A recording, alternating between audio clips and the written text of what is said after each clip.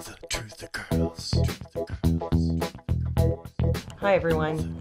The war on drugs is nothing but a for-profit industry, and the government has known this all along. Remember those anti-drug ads? So they show you the rat in the cage and he's getting all coked up. And they say it's the only drug that the rat will use and use until death. Cocaine. Not even once. And they make it sound like it could happen to anyone. You could just be, minding your own business and suddenly you turn into a conehead. No, not a conehead, a cocaine addict. Here's what they didn't tell you. The rat was under unusual circumstances. It was placed in a cage all by itself in a bare environment, had no company, and had no stimulation. So it was under extreme stress. And yes, under those circumstances, it will use cocaine and use cocaine until it dies.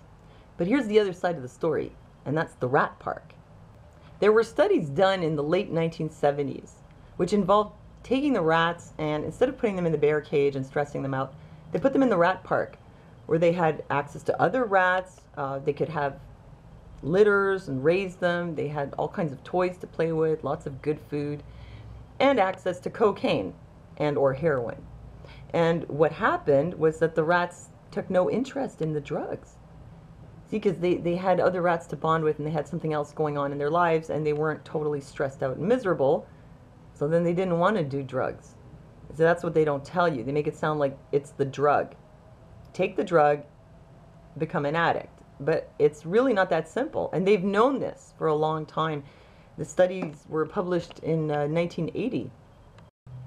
And interestingly, even rats that had been addicted when in the bear cage, when put in the rat park, they decreased their use or stopped. So even if they had been addicted, they could get off it.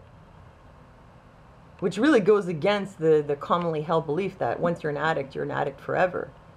In my experience, I don't find that that's true. I know several couples who were pretty hardcore addicts in their younger years and then stopped, got married, raised kids, went to school, got jobs, and lived pretty much normal lives. So what happened to that whole once an addict, always an addict thing in their case? Well, the difference is they're now in the human equivalent of the rat park. Utah's Housing First program is finding the same. They've got a big rat park in Utah.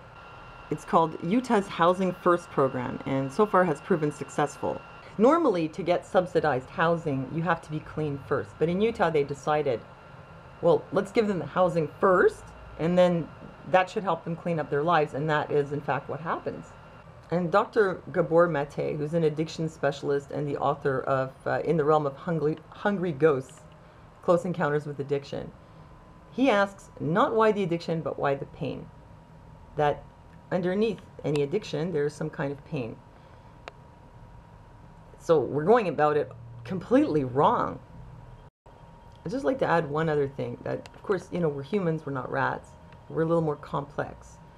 And if being resistant to addiction involves being able to bond and to have meaningful pursuits in your life, well, there are some people who would be inherently more vulnerable because of their inability to bond properly. So you can imagine the emptiness and loneliness these people feel.